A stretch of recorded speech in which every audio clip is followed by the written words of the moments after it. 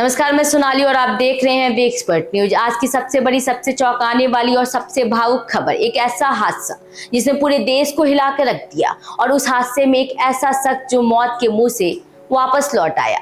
हम बात कर रहे हैं रमेश विश्वास की। वही रमेश जो फ्लाइट AI-171 में सवार थे। वही फ्लाइट जो अहमदाबाद से लंदन के लिए उड़ान भरते ही एक भीषण हादसे का शिकार हो गई।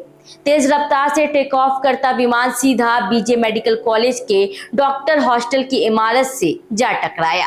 आग, धुआं, चीखे, अफरा तफरी और फिर मौत का सन्नाटा।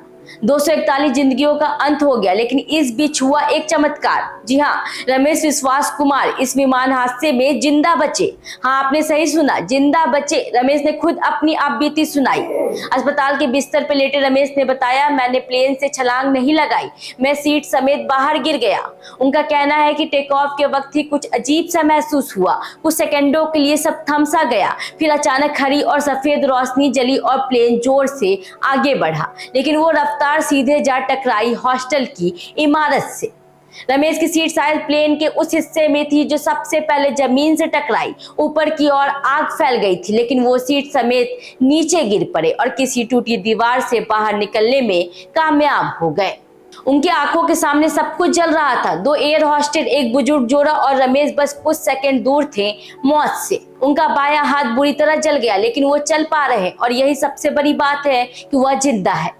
आज प्रधानमंत्री नरेंद्र मोदी खुद अस्पताल पहुंचे और रमेश विश्वास से मुलाकात भी की। उनका हालचाल जाना। यह मुलाकात बताती है कि देश किस कदर इस हादसे से हिला हुआ है।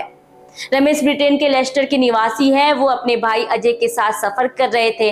रमेश अस्पताल में और स्थिर हैं, लेकिन उनके भाई अजय का अब तक कोई सुराग नहीं है। परिवार परेशान है, हर पल किसी चमत्कार की उम्मीद में जी रहा है। रमेश के भाई नयन का कहना है कि हमें नहीं पता अजय कहाँ है, हम भारत के लिए रवाना हो रहे हैं। बस ये दुआ है कि जैसे रमेश बचे वैसे अजय भी कहीं से सुरक्षित मिल जाए। पूरा परिवार, मोहल्ला, दोस्त, पड़ोसी सभी सदमे में है। किसी को भरोसा नहीं हो रहा कि रमेश बच सकते हैं, लेकिन यही सच है, जाको राखे साइया मार सके ना कोई। इस कहावत को आज रमेश विश्वास कुमार ने जीवित कर दिया है। हम आपको इस हादसे से जुड़ी हर अपडेट देते रहेंगे। जुड़े रहिए वी एक्सपर्ट न्यूज के साथ, जहां हम खबर नहीं, इंसानी जज्बात दिखाते हैं।